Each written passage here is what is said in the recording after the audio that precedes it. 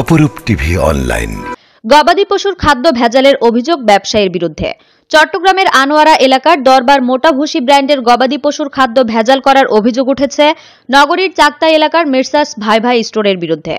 গতকাল মির্সাস ভাই ভাই স্টোরের কারখানায় সরজমিনে গিয়ে দেখা যায় জেসি ফুড প্রোডাক্টস লিমিটেডের গবাদি পশু খাদ্য ভুসির মধ্যে ভেজাল ভুসি মিক্স করছে মির্সাস ভাই ভাই স্টোর। তবে ভাই ভাই স্টোরের স্বত্বাধিকারী আব্দুস সালাম পশু খাদ্য ভেজালের সত্যতা স্বীকার করে বলেন, কম দামে বিক্রি করার জন্য আমরা ভেজাল ভুসি মিক্স করে থাকি। আপনার নাম কি? আপনার দোকানের নাম কি?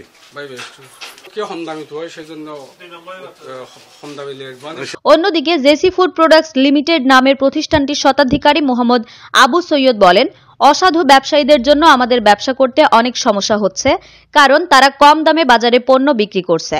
আমাদের পণ্যতে ভেজাল করতে পারছি না, বিধায় আমরা কম দামে বিক্রি করতে পারছি না। আমরা এ ধরনের অসাধু ব্যবসায়ীদের দৃষ্টান্তমূলক শাস্তি দাবি করছি এবং প্রশাসনের দৃষ্টি আকর্ষণ করছি। জেসি প্রোডাক্ট লিমিটেড, আমি চেয়ারম্যান।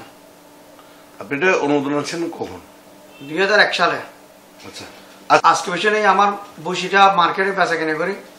এখন সব ওই বিভিন্ন দোকানদারের 2 নম্বর মানে বসি বস্তা পাল্টাই, বিভিন্ন মাল বেচা কিনে মানে এই দিয়ে মার্কা দিয়ে বেচা কিনে করে।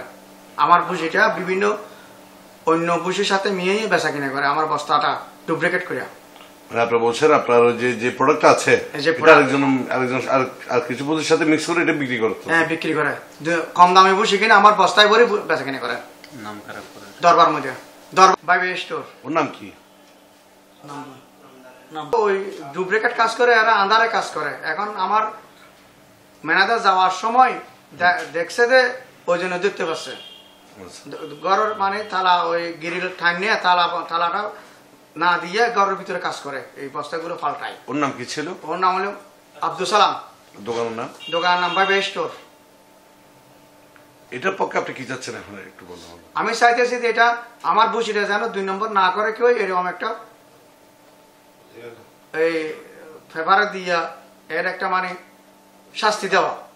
আমি এটার জন্য প্রতিবাদ জানাচ্ছি, আর ভবিষ্যতে যেন এই কাজ না করার মতো এরকম।